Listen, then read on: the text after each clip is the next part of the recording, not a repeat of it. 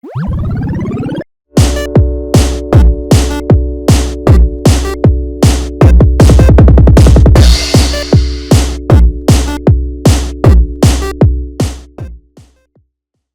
everyone. Welcome back to another episode of The Jug Show. So, very exciting news. We have the second trailer for the Fantastic Four, and it's incredible to look at. So, this video isn't just going to be breaking down the trailer, it's also going to be tackling some of the criticisms I've been seeing online that are also very unfair to the movie, and it's made by people that really don't seem to understand the characters of the Fantastic Four. So, we're going to start with our breakdown here. So we actually start off in a very fun way. That seems very reminiscent of the 1996, I believe, the cartoon, where it starts with a what's the word I'm looking for here? Talk show. So they're on a talk show, and it's this guy introducing them, and it's focusing on the celebritism of the Fantastic Four. That's always been a big part of the characters. They're not just the family. They're not just the superheroes. They're celebrities. They're public figures. They're well known all over the planet. So we're definitely leaning into that aspect. And if you've read Mark Waid's Fantastic Four in the first issue, which was a very special moment, that the celebritism was something set up by Reed to help his family still have a life rather than become lab experiments. It's kind of like it was his way of avoiding the hated and feared scenario that the X-Men usually get into. And that was a very emotional book. And I kind of want to maybe see some of the stuff that's portrayed in that particular issue transferred to the movie. So I'm really hoping for some of that. So continuing, so we can see we're going through the montage of like how they're preparing for the first flight. We see the Marvel one, and then we're moving on. This is something I really like. This because here's the thing: Ben's my absolute favorite character. I love this moment because this isn't just Ben entertaining kids. This is Ben entertaining Yancey Street kids. If you don't know, Yancey Street is the town that is the part of New York where Ben grew up in. It was a rough area of the Lower East Side, and it was a rough part. He was part of he was not a gangster. He was a part of a gang, but it was a street gang. It was the Yancey Street gang. I just literally anyway. So he's having fun with the kids, and this is very crucial to Ben. This has always been about Ben. He's the kids he wants to take care of. His kids he wants to help. So the fact I feel like what's going to happen is like even though he's viewed as a celebrity, people are still going to have a hard time looking at him. But the kids are going to love him. He's the big toy, he's the big guy. Everyone loves the Thing. But there's probably going to be scenarios of like the kid likes hanging. It's like he sees the Thing, he gives a smile, but the parents kind of drag him away. It's probably that kind of scenario that Ben's going to have to deal with. That's the type of thing that Ben's always had to deal with, the poor guy. And so he's just having fun. And if you don't know, this actually took me by surprise because someone else pointed this out to me. They're picking up a green. It's a beetle. That green car. It's actually a reference to a Superman comic. And what's really funny about that is that Superman has his own comic book movie coming out around the same time. So it's a bit of nice. Not tangibility. It's just a little bit of nice connection between the comic community with James Gunn and Matt Shackman and what they're doing. It's just a little nice reference to each other. So yeah, this really does portray the celebritism, and it's really portraying the characters who the Fantastic Four really are. I believe in the last one I did say that I think the celebritism actually started before they became the Fantastic Four, before they get their powers. That's what I'm thinking, that they've always been celebrities, but being superheroes kind of probably skyrocketed it. He probably got Johnny and Ben more in the attention. I get the feeling that the main celebrity was Reed. I'm not sure. This is just me theorizing, especially for that little spoiler clips that we got earlier last year. So like it seemed like he was a bit of a TV personality. So that's where I'm going for this. So we still have a couple of clips from the original, and we're doing the whole. Yeah, they're doing the whole. Every Sunday at 7, the dinner, and Reed and Sue are like. this was part of a 4-second clip that just got the whole internet into a tizzy, especially for the Fantastic Four fans, and it was so funny. Like, just the whole like, this is something that's getting a lot of people excited, including me, and it's the fact that Sue is pregnant in the movie. They've confirmed that Sue is pregnant. And the thing is, I think there's going to be one of two scenarios. Everyone's saying they're excited to see Franklin. It's going to be great. Franklin's going to come. I have a little bit of a concern, not of the idea of Franklin coming, because I would like to see him in the movies, especially as a baby, and we've seen the concept arts. But it's this moment here. Now, I could just easily be wrong and just be reading a bit too much into this. It's Susan over an empty crib, and this could just be like, they just got their warning from the Silver Surfer. They've just been setting the crib up, and now she's nervous that all this is going to go away before her kid's born. But what has me a bit concerned is that I've seen in interviews how Vanessa Kirby was actually really intrigued by the Malice storyline of Sue Storm, and she's kind of basing some of her characterization on that, more of the woman that's not going to take most crap, that she's going to be a lot more, she's going to push more forward, she's going to be a bit more destructive. I'm not sure how she's going to portray it, but the thing is, when it came to Malice, what started that particular storyline was Sue having a miscarriage. So while we have seen concept arts of Franklin, I haven't seen confirmation of Franklin actually being in the movie, and there could be a lot of reasons for that, but I'm just going to put forward the idea that it's possible that we might also have her having a miscarriage. That they're going to do that. That's something that concerns me. I hope they don't, because I really would like to see Franklin. But I'm going to just put forward that it's possible it might happen. I'm going to give it a 70-30 ratio. 70 to Franklin, 30 to no Franklin. Because of the main fact, like I said, there's been concept art. It's possible that Franklin might not even be born in this movie. Because Franklin's birth was a big annual and a huge story because it was the first time we go into the negative zone. It's quite possible that Franklin's not going to be born in this movie. His birth is going to be in the second movie, and that's going to have Annihilus as the main villain. And I actually think that might be a bit more interesting. I'm kind of hoping for that.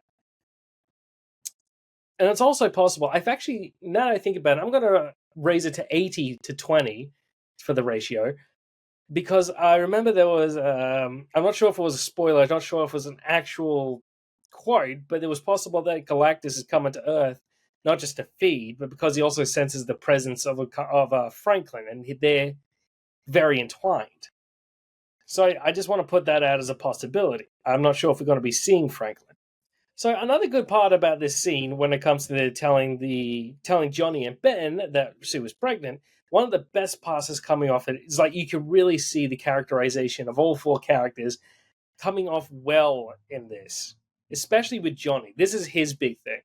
This is like a big moment for him, because this is one of the criticisms I've been seeing because of the 2005 movie where Chris Evans played the Human Torch, and he was more of a womanizing character who was just like, he was just always trying to get the girls. I was trying to be famous and all that. The thing about Johnny's character, that's not his character. Johnny has been the more excitable member, but he's also the more sensitive member. Because he wears his emotions on his sleeve, but he can't express them correctly. And he's always had a lot to deal with. But he's never been a womanizer. He's just been young. He's just haven't been having fun, enjoying his youth. He's that kind of character. So what we're seeing with Joseph Quinn's rendition is someone that's a bit more emotionally sensitive. He's worried about like where he fits in the family, all these kinds of scenarios that he's going to be. It's like the fact is he loves his family, and he's worried about if any of it that could change in a negative position, in a negative way. And we're definitely seeing that he's definitely more emotionally sensitive. He's not about going out chasing girls. He's just like how he is. He's like he takes it almost personally that they're late. It's like, this is family time. Your family. You should be here. Okay, don't just leave me with Ben. And I wouldn't be surprised if something like that was a lie. Like he's going to take a massive jab at Ben for no reason. That's something we're also not seeing at the moment. That's got me a little worried. Like, we need the bit of the prank wars between Ben and Johnny. If there's none of that, that this movie's going to flop. It's literally one of the best parts about their relationship. And we also see, and one of the better parts too, we're seeing also a lot of passionate moments between Reed and Sue, which is very good because there are a lot of people out there that believe, like the subject, like that even though they're in a relationship, it's not like it doesn't have a lot of passion in it. It's just two people together. So that's where a lot of bad things, like Reed being a bad husband or Sue preferring Namor, comes from. But the fact is, Reed and Sue are actually do have a very loving, passionate romance in their marriage. So they're putting that forward. And that was something that wasn't really part of the 2005 movies either. They weren't like, we're getting more of their romance in this trailer than a lot that we had in the movie. Like, a lot of their romance was like a little bit superficial until like maybe in the first one, and there was just that date moment. That was the only time I really saw what felt like a Reed and Sue romance moment. So that part is also going to be look really good. And then we have the reveal of Shalabal, the Silver Surfer. So yeah, if you've seen the trailers, if you've been online, you know people have been making a big tizzy over this, not realizing that just because it's a Silver Surfer doesn't mean he's not connected, and the Silver Surfer's a woman. And they were all like, "Oh no, the Silver Surfer's a woman! This is so out of character. Why is Marvel doing this? Oh, what's the fucking name? The FemCU, wasn't it? That wasn't that it? And it's just like, who cares?" This was even before I knew it was Charlotte Ball. The only thing that annoyed me is that when they confirmed it was going to be a female Herald, I was hoping for Frankie Ray because she's a cool character. Then I learned about Charlotte Ball. Then I learned that she played the Silver Surfer. I was like, oh, I should probably get into that. I should probably learn about it. We're talking about 60 years of continuous history. You really think there hasn't been a version of this kind of Silver Surfer? Hell, even coming up in the next issue of Fantastic Four, we have Sue and Reed fighting their gender bent versions of themselves. I mean, seriously, this is like, some things are just incredibly interchangeable, and it's like, I don't really know if being a guy has been really that critical to Norin's character. So I think it's just unnecessary hate. Well, actually, I think we all know where that hate comes from. Jesus Christ, this planet sometimes. So, anyway, judging also from this little brief moment, it's possible we might see a little bit of romance between Shalabal and Johnny Storm. Well, what I think will happen is, in the original Coming of Galactus storyline, Silver Surfer meets Alicia Masters, and they kind of, click. They start a friendship, right? And it ends up being him seeing the better part of humanity, him becoming wanting to protect the Earth. So I think we're going to. So what happens between Alicia and Norrin, we're going to have between Johnny and Shalabal. So that's where I'm coming from. That's where I'm thinking.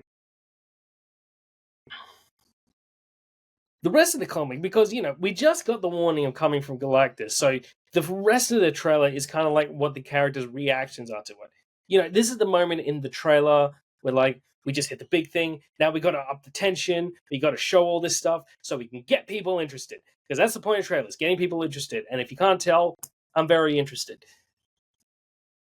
So yeah, a lot of it is just nervous energy coming from Reed. And if you know Reed, he always has nervous energy. That's Reed's character. He's just worried about everything. And the rest is pretty much more of a montage. It's a montage. We're seeing all the moments. We're seeing like character displays, big explosions. I remember watching a show once, and they're trying to come up with a trailer. They're saying we need more explosions in this movie because we need explosions in the trailer because better explosions mean better viewers of the trailer, which means people come in and see the movie, and that shit's funny. I'm actually looking at the image right now, and I'm just noticing that the Silver Surfer Charlotte Ball actually, I think she's. You know how a lot of superhero designs, like when they got the shoes on, it's just literally a foot that just toes are covered. That type of scenario, like it's not a boot, it's not a shoe, it's not a runner or anything. Yeah, she's barefoot. We have exposed toes for. It's like when Venom started and he in the movie and he had exposed toes. You really don't think it's that big of a deal, but it's just so obvious. It's weird, don't you think? A little weird. Exposed toe. I really like the moments of power displays at the end. Like we have that moment where we just have another moment of comfort between Sue and Reed, and then we do the power displays. This is what we really needed, especially with the fact that the last trailer didn't really do much with the other powers, especially with Reed. And while it doesn't have like massive moments of power, the fact is the ones that getting really show off is mainly Ben and Johnny, and they're the ones I actually imagine would. They're the more simple ones. This is what I'm thinking.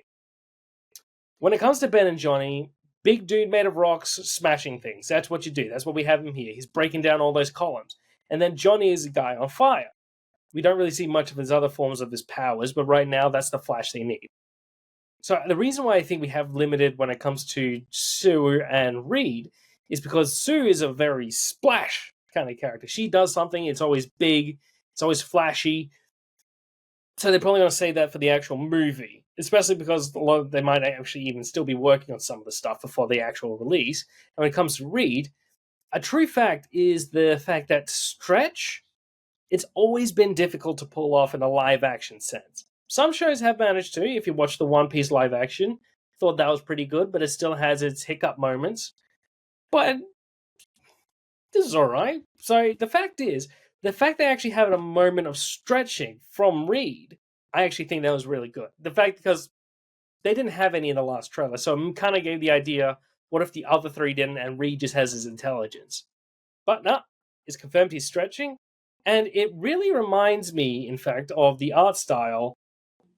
The actual display we have here for Reed, it's reminding me a lot of Steve McNiven's artwork for Marvel Knights 4. He was the one that was in the early pages of it, and it was very, I don't want to say grotesque. Stretch is a very difficult one to actually do. You can do it a simple version, but the fact is, that's just elongating. Good artists, ones that actually show the effects it would have on a muscular structure. So, like how the body would actually react, like McNiven's, how he does it, and you can really see like a shift in the muscle structure in under Reed's body, or like Coelho, like how he does. That's the real tricky part.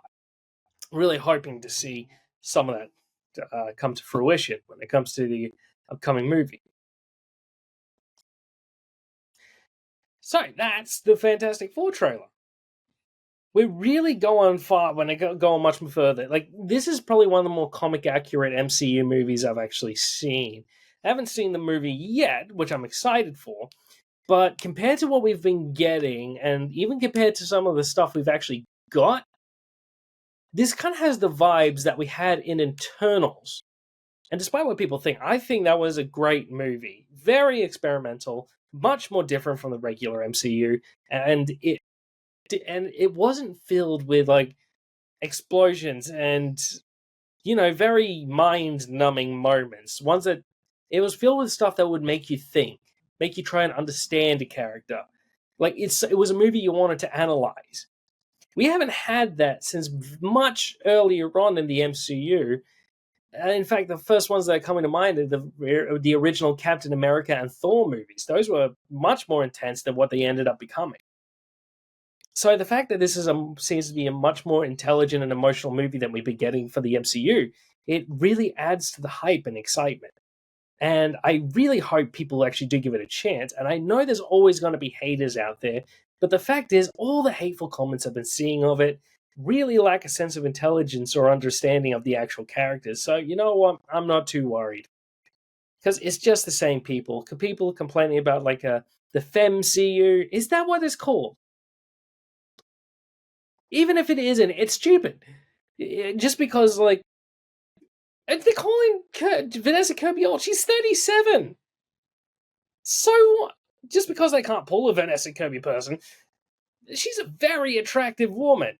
For crying out loud, what are they complaining about? And she's definitely has a real Sue Storm aura, like a very strong mother character aura. She's I can't imagine anyone more perfect playing her at the moment. I can't imagine anyone else playing these characters at the moment. I think there could be other people that could have done a better job or done a good job, but I think we lucked out with these ones. I'm still also hoping for Alicia. I'm still waiting on that one. Let's see where we go for that. It's just a lot of the criticism I've seen. You know, I actually saw somebody say, "Since when have the Fantastic Four been astronauts?" I was almost decided to call my doctor to get a brain scan because I felt like a lot of grey matter. That's their day one thing. And even if you're only a fan of the 2005 movie, that movie starts with them saying how they've been working for NASA. NASA! Okay, we're getting to the aggravating part of the video, and I'm just going to try and keep my brain clean. So the fact is, we're going to start wrapping it up now before I really start getting worked up. So that 2 minutes and 43 seconds was a really great trailer. I actually just woke up in the morning, just looked at it, and I was like, holy shit, we got the trailer. And just watched it, and I watched it again. Then I went and had my breakfast. Oh, you don't want to hear about my day. And it's a really interesting trailer. The vibe is so different and so new. I'm looking forward to the retro 60s kind of vibe. We got a little bit of it feels like this would be a society that would eventually lead towards the Jetsons. And that is very exciting. And I'm really, really looking forward to what comes next. I think we're going to have one more trailer before the movie release. I'm also hoping maybe for an interview with the actors, maybe even Matt Shackman, and hopefully there's a few more reveals because we still don't actually know who John Malkovich is playing. I'm very excited. I love John Malkovich. That guy is great. So, and also here's the thing: for the rest of my videos, I'm gonna try and coming up with a new type of way new type of way to end the video because I'm getting kind of tired of saying bye, and I was just I kind of want something that would be snappier. So anyway, I'm going to figure that out. If you have any suggestions, leave that in the comments below. If you'll enjoy the video, and if you really like the Fantastic Four, and if you really like comics in general, hit a like and subscribe, and even put in the comments any types of comics you want me to talk about, because I'm always willing, and also kind of looking for other comics to talk about. In fact, I'm going to also start putting in my reviews of the Superior Avengers, written by Steve Fox as well as I'm going to start talking about Spider-Man. I read the last comic of Spectacular Spider-Man, and that was very interesting. I really enjoyed how that ended. And I also read Joe Kelly's new relaunch of the new Spider-Man run. I wouldn't say it's perfect, but there's definitely something to work with there. So, I'm not going to do the same ending as I've been doing. So, see you guys later.